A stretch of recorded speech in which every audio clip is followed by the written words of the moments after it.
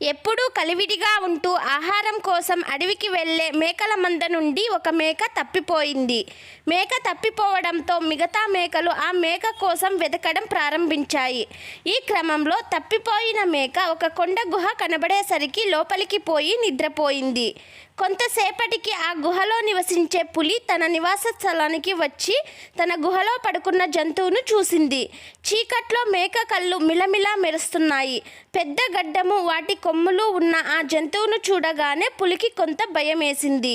చీకటిగా ఉండేసరికి పులి మేకను ఇదేదో పెద్ద జంతువు అని తలొంచి వణికిపోసాగింది. తనని చంపడానికి తన గుహలోకి వచ్చిందని ఏం చెయ్యాలో తోచక గుహ బయట నిలబడిపోయింది. అదే సమయంలో మేకకు మెలకువ వచ్చి చూసేసరికి పులి కనబడింది. గుండె దడ ఎక్కువై బిక్కు చచ్చిపోయింది.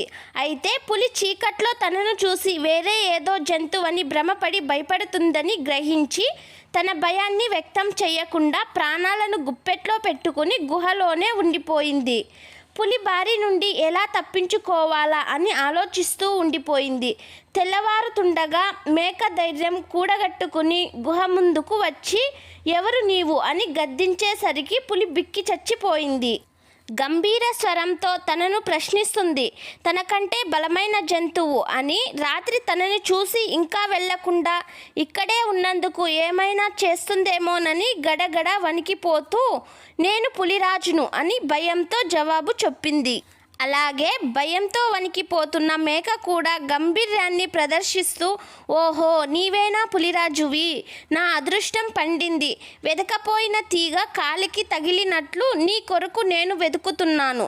1000 ఏనుగులను లెక్కలేనన్ని సింహాలను చంపాను తెలుసా. పులిని చంపే వరకు ఈ గడ్డాన్ని తీయనని శపథం చేశాను. ఇప్పటికి నా దీక్ష పూర్తయినట్లే. నిన్ను చంపి ఈ గడ్డానికి విముక్తి కలిగిస్తాను అని 2 కాళ్ళు ఎత్తి మేక ఒక్క దూకు దూకింది. హడలిపోయిన పులి పరుగు లంకించుకుంది.